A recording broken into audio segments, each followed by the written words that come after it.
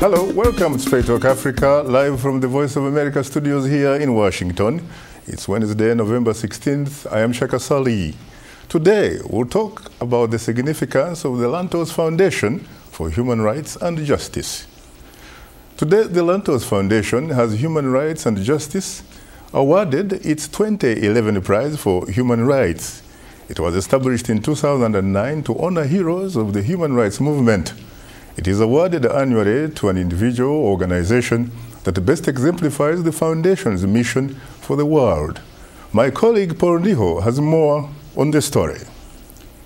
Throughout his tenure in Congress, Tom Lantos was the leading advocate for human rights, calling attention to thousands of individual cases of torture, denial of rights, and abuse. Founder and co-chairman of the bipartisan Congressional Human Rights Caucus, Lantos was a voice for the rights of persecuted racial, religious, and ethnic minorities worldwide. This year, the Lantos Foundation is honoring Paul Rusesabagina, widely hailed as a hero of the Rwandan genocide. An estimated 800,000 Rwandans were killed in 1994 after extremists in the majority Hutu population turned on the Tutsi minority and moderate Hutus. A luxury hotel manager, Rusesabagina, provided shelter to more than 1,200 people, saving them from sudden death. His efforts are chronicled in the 2004 award-winning film Hotel Rwanda and his autobiography An Ordinary Man. 2005, then U.S. President George W. Bush awarded to Rusesabagina the Presidential Medal of Freedom, the United States' highest civil award. The hotel manager in his native Rwanda when the horror began to unfold in 1994. That hotel soon became a haven amid the carnage, with Paul, his family, and more than 1,000 other men, women, and children inside the compound. Without that shelter, every one of them would almost surely have been killed during those weeks and months of merciless terror. I spoke to Rusesabagina recently, and he said he fears for his life because of threats from President Paul Kagame's government. Rusesabagina and Kagame don't have kind words for each other, and they challenge each other's actions during the genocide. I never told you anything about, for instance, my threats.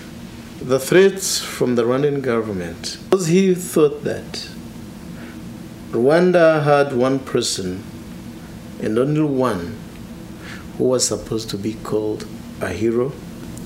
He had made each and everyone understand that he was the savior of the Rwandan nation. He had stopped the genocide. This was his message. In 2006, Rwandan President Paul Kagame, in a VOA press conference, played down Rusesabagina's heroism. Kagame said that Rusesabagina's story of saving hundreds of people is misleading. He claims to have saved people in Hotel Miracolin, and one, he had no possibility of saving them in the first place. Secondly, the people who were there, including our Prime Minister in the government of Rwanda, who was also there, including the lady here, Senator Odette, she was there. In fact, she's the only one who can say maybe she was saved by Rusesabagina on the basis that they knew each other. Paul Rusesabagina, dubbed by some as the Osaka Schindler of Africa, questions Paul Kagame's claims that he stopped genocidal killings in Rwanda. Osaka Schindler was a German industrialist who outwitted Hitler and the Nazis to save more than 1,200 Jews from gas chambers by employing them to work for him in his factories during World War II. My whole question is this: is Kagame a part of the genocide solution or the genocide problem? Kagame has been a part of the genocide problem.